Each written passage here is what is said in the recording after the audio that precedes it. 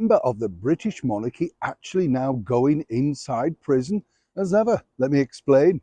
Hi, good morning. Neil Sean here. Nice to see you today. Whatever you're doing, I hope you're keeping well, fine and dandy as ever.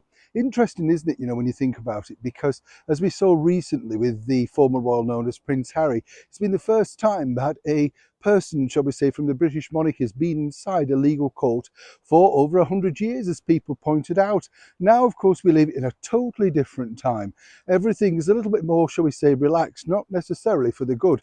I'm sure you'll all agree. But this time around, it does look like this particular very sort of in-source member of the British monarchy is going to be spending time behind bars. This is all thanks once again to another reality TV show. Let me explain. The story goes, as you often know here on the show now, it's interesting, isn't it? We live in a world of this thing, reality TV. I've never bought into it.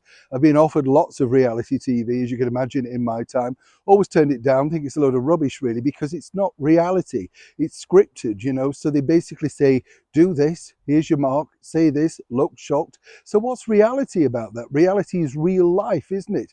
But of course, if you are a member of the British monarchy, and when I say a member, a sideline member, because we're talking about Mike Tindall, who, of course, last year appeared in the reality TV show I'm a Celebrity, Get Me Out of Here. And a lot of people were slightly perplexed as to his inclusion. Lots of people thought he was going to do really well and maybe even win the show.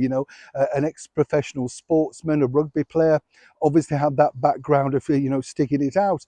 And then, of course, he did sort of do things that perhaps I would have said weren't necessarily the right ticket for the British monarchy. There's too much of a reality, as we saw way back in the 1980s when Prince Edward tried to have a bash with It's a Royal Knockout. People don't want that sort of intrusion. But of course, Mike, as I say, is not taxpayer funded. He is merely, married to the daughter of the Princess Royal, Princess Anne. Quite what she makes of this new diversion as a career remains to be seen, because he's inside a new TV drama reality show called Grand Slammers, where they spend apparently 2 days behind bars in a realistic prison to see what they actually go through. It's going to be fascinating in some respects, because what I've seen, I'm sure you've seen, is people having games, phones and very relaxed attitudes to what you might call law and order. So this is clearly going to be hyped up. A lot of people are saying that he really shouldn't be doing this, of course, given the fact that he appeared on I'm a Celebrity. But this is what ITV does. You